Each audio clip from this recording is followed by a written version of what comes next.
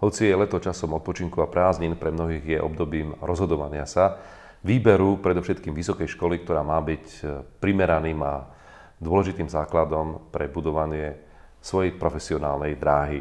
Som rád, že môžem v štúdiu privítať pána docenta Mareka Storožku, predstaviteľa Vysokej školy medzinárodného podnikania ISM Slovakia v Prešove. Predstavitelia tejto školy boli už v našom štúdiu niekoľkokrát, ale predsa len skúsme aspoň niekoľkými slovami pripomenúť to portfólio, ktoré ponúkate pre tých, ktorí sa rozhodnú študovať na vašej škole. Tak Vysoká škola medzinárodného podnikania ISM Slovakia v Prešove je školou, ktorá je zaradená v medzinárodnej sieti škôl. Hovorí sa o vás ako o pobočke nemeckej školy, je to pravda? Áno, je to International School of Management, je to sústava nemeckých škôl, predovšetkým teda nemeckých je ich 5 a 6. pobočkou, respektíve 6. ustanovizňou je práve naša vysoká škola v Prešove. Koľko máte študentov? Naša vysoká škola mala k minulému akademickému roku zhruba 1100 študentov. S perspektívou samozrejme rozvoja do budúcnosti. Povedzme niekoľkými slovami o tom, čo sa na tejto škole dá študovať, ako doteraz etablované študijné odbory, a viem, že prinášate aj dve novinky, tak najprv o tom, čo už je isté, a potom aj novinky, ktoré myslím si, že sú aj naozaj dosť atraktívne. O čo ide? Tak už ako zo samotného názvu vysokej školy vyplýva, v roku 2006 sa kreovala táto vysoká škola ako Vysoká škola medzinárodného podnikania s jedným študijným odborom, ktorý bol akreditovaný v bakalárskej forme, a to medzinárodné podnikanie v obchode a službách. Neskôr v roku 2009 pribudli ďalšie študijné odbory, a to študijný odbor sociálne služby a poradenstvo, ktorý bol v tej dobe, možno povedať, inovatívny a exkluzívny, pretože bol jediný, ktorý sa dal v Slovenskej republike študovať. A pribudli aj študijné programy v odbore etika, a to v bakalárskej forme hospodárska a podnikateľská etika a v magisterskej forme etika verejných vzťahov a obchodný protokol.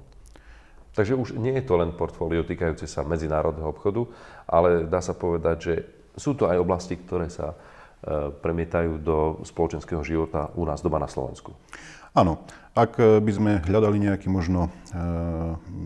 nejaký spojovník alebo ako takú spojovacú čiaru medzi tými jednotlivými programami, tak by sa mohla nájsť v slovíčku služby, pretože takmer každá... Alebo manažerstvo. Áno, každý ten jeden odbor má čosi dočinenia práve so službami, respektíve s ekonomikou.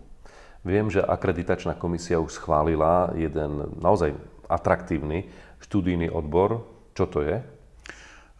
Tohto roku sa nám teda podarilo dať do procesu akreditácie a aj úspešne ho završiť v akreditačnej komisii nový študijný program v študijnom odbore estetika, aj v bakalárskej forme, aj v magisterskej forme, v dennej aj v externej forme.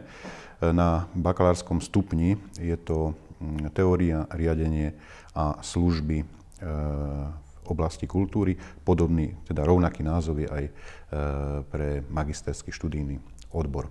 Hovoríme o tom, že vo svojom názve máte slovo medzinárodná škola. Existuje medzinárodný ekvivalent tohto nového študijného odboru? Tak pokiaľ by sme zašli či už na renomované univerzity za Atlantikom, Spojené štáty, takisto v Európe najbližšie je podobný študijný odbor v Českej republike, a takýto ekvivalent by sme mohli nájsť v podobe arts managementu. Čiže to je naozaj atraktívny študijný odbor. Budete sa zameriavať predovšetkým na veci, ktoré súvisia, tak povediac, s manažérstvom v oblasti umenia, alebo aj s realizáciou rôznych umeleckých odvetví? Skôr ide o také komplexnejšie ponímanie, keďže je to v odbore estetika. To znamená, absolventi budú mať ponúknuté predmety umeleckého zamerania. Napríklad? Napríklad jedná sa o teóriu či dejiny umenia, Jedná sa o teóriu dejiny literatúry, jedná sa o, dajme tomu, čiastkové alebo doplňujúce predmety, ako je kresťanská ikonografia, ktorá je v tomto, áno, ktorá je v tomto regióne pomerne podstatná. A teda nepôjde o ikonografiu v tom zmysle realizátorskom alebo ikonopisectvo, ale skôr o veci, ktoré súvisia s technicko-organizačným zabezpečením, napríklad výstavy a podobne? Áno, vyslovne.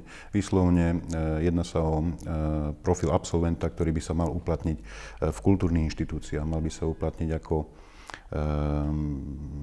ja neviem, napríklad redaktor rozličných médií, ktoré majú vzťah práve k umeniu, ku kultúre.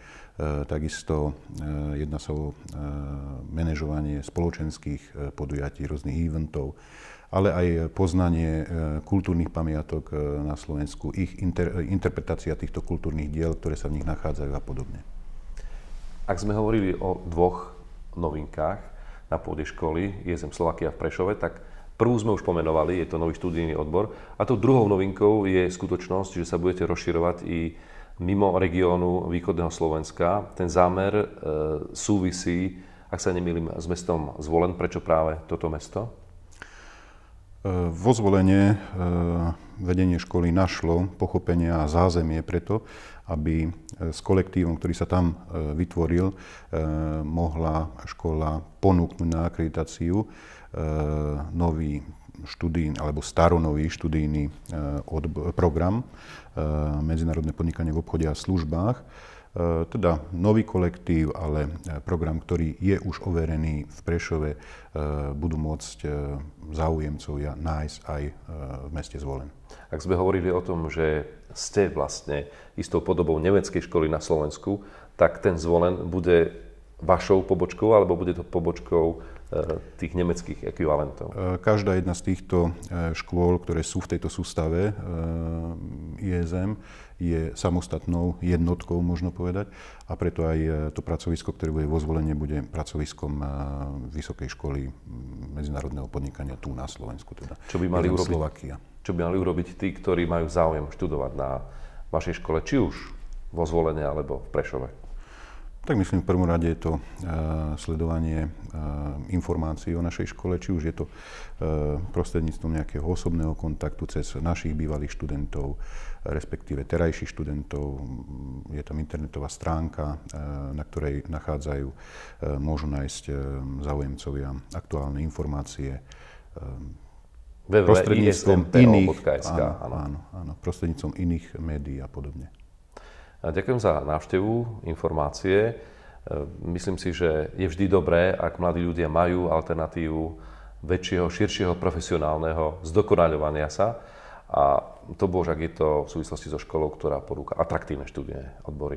Ja len pripomeniem, že naším hostom bol pán docent Marek Storožka z Vysokej školy medzinárodného podnikania ISM Slovakia v Prešove.